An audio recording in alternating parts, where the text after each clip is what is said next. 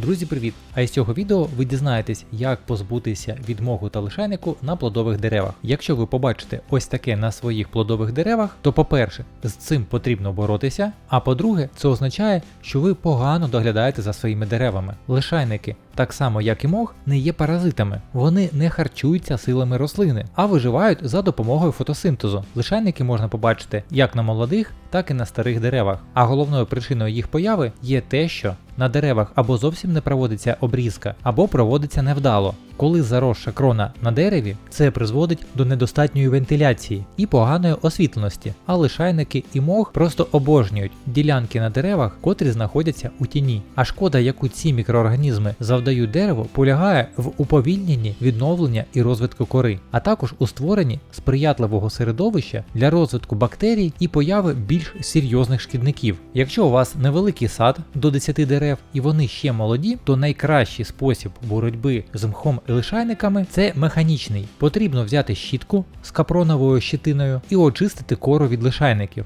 Робота ця трудоємка, але ефективна. Як ви можете бачити, дуже легко кора очищується, і коли здорова та чиста кора, і дерево буде довше жити і краще плодоносити. І краще за все починати очищувати кору механічним способом в той час, коли дерево пішло у сплячку. А це з кінця осени і до весни. А також, щоб погода була суха, а бажано ще і морозна. А потім, коли потеплішає, потрібно буде усі дерева оприскати 5% розчином залізного купоросу, щоб добити усі залишки. Але якщо дерев у вас багато, вони старі та високі, то краще за все весною дуже ретельно оприскати весь ваш сад розчином бордоської суміші. Але перед цим потрібно буде зробити проріджуючу обрізку дерев, а після обробки потрібно буде побілити дерева, а саме штамп і скелетні гілки, білилом з додаванням у нього мідного купоросу. Я вже на початку цього сезону випускав докладне відео, як його приготувати. А якщо на ваших деревах моху та лишайнику ще немає, то не розслабляйтеся, а робіть профілактичні обробки ваших дерев, а саме кожну весну та осінь оброблюйте всі дерева бордоською сумішю, а весною до початку сокоруху обов'язково робіть профілактичну проріджуючу обрізку ваших плодових дерев. Як це робити, я скоро продемонструю у своїх відео, тому обов'язково підписуйтесь на мій канал і не пропускайте вихід нових відео. Я вам бажаю вдалого дня і гарного настрою. До зустрічі у нових відео.